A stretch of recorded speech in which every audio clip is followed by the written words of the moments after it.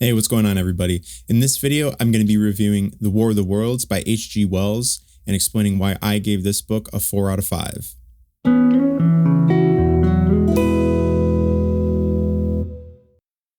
So this book was a very, very early sci-fi novel that was written back in 1897, I believe, mid-late 1890s. So usually with sci-fi, you've got futuristic technology, you've got basically things that are more advanced than what you're used to in your daily life.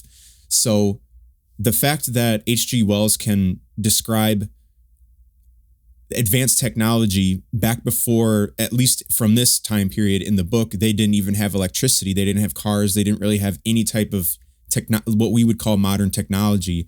It's really interesting to see what they would assume types of technology would be. So if you're not familiar with the story, I'm used to the movie version, the Tom Cruise movie version that was released in 2005.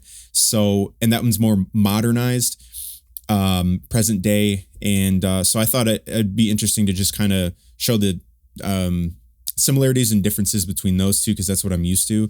So in the movie version, it's 2005, and there's lots of technology around. And in the movie,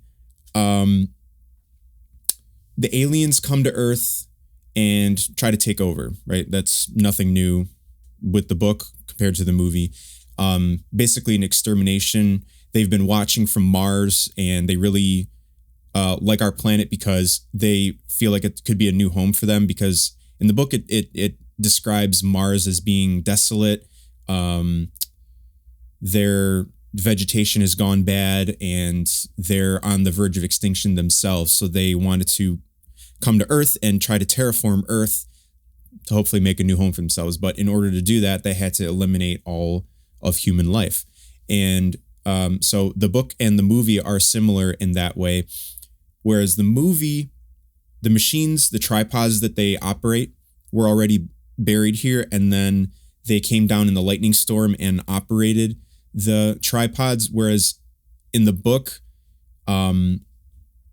the main character remembers seeing through a telescope from Mars, pods launching off of Mars, and then within 24-hour intervals, they land on Earth and they start building the machines, the tripods, once they get here. So compared to the movie where they're already here, in the book they launched it and it landed on Earth in order for them to operate them and try to exterminate the human race.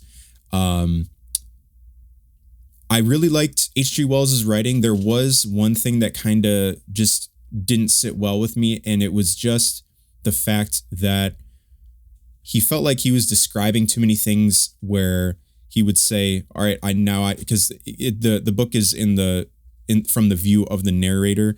I don't even think the guy has a name, but he basically does a lot of descriptions where he says, okay, I went here and I saw this, and then I went here and I saw this, and I went here and saw this. So it was like, it just felt like it was too much of, like there were several chapters where it kind of got dull in that regard. But other than that, there was, great storytelling and great writing that I, really enjoyed. And I really, finished it within a couple days. And I've had this copy on my shelf for a few years. So I'm glad that this was the right time for me to pick it up. But, so in the movie, they have those lasers, right, that they shoot off the side of the tripod. In the book, it's called the heat ray, where it's actually invisible, but you can see the wake of destruction that it causes as it passes by something, as it destroys. So it's, in the book, it's invisible. In the movie, it's more of, Hollywood lasers shooting out and stuff like that. So some of the technology and the weapons are the same. Although in the book, there is another weapon that they use called the black smoke, which is basically, they drop it from the tripods, and when it hits the ground, it just spreads out and causes you to bleed from your pores, basically. That movie version, they didn't have that in the movie version. They did have the red weed in the movie compared to the book. The red weed is basically, even within the book, they're not sure where it came from, whether it was accidental on purpose. But when the Martians came to Earth, their life, their vegetation is more red tinted. Keep hitting this microphone, is more red tinted, which is why Mars has that reddish look to it. So their vegetation is more red. And when they came here, they may have had seeds or just different pollens on their ships and pods that started to take over Earth's green vegetation, and it started turning everything red. So that was similar. The book version, it's just like one main narrator. Whereas in the movie, Tom Cruise has two kids. There's no kids really in this book, of the narrator. So there's a lot of similarities and a lot of differences. And I really liked his writing. So as I said at the beginning, I gave it a 4 out of 5 because, it was a fun read. And it's just interesting to see what someone in the 1890s would think of as, advanced technology, because even nowadays we would probably reference something like this, because even this was over 100 years ago. It's still that this type of technology that he's talking about would still be advanced for our modern age. So I don't really feel like I'm giving away any spoilers when I say that the Martians do get defeated, not in the way you might think. And I just really think this is probably one of the most clever ways that Martians have been, defeated in any type of movie or book. It's because the bacteria on Earth, we've been around for millions and billions of years. So we've grown an immunity to all of to let's say like most of the bacteria that lives here on a daily basis, whereas the Martians don't. They have no bacteria on Mars because they've evolved past the need for sickness, and they don't get sick. They have, really advanced healthcare, if that's what you want to call it. It just doesn't exist to them. So when they came here, they basically caught a cold and got sick, and all of the bacteria that we're used to being around on a daily basis caused them to die. So it wasn't really anything that humans did. But then afterwards, the humans take their bodies and their, machines and stuff and start studying them. And so this narrator is kind of recalling the events of that invasion for that, I think it was like a week or 2 weeks or something like that, however long it was, and is kind of recalling what they did in the aftermath as well.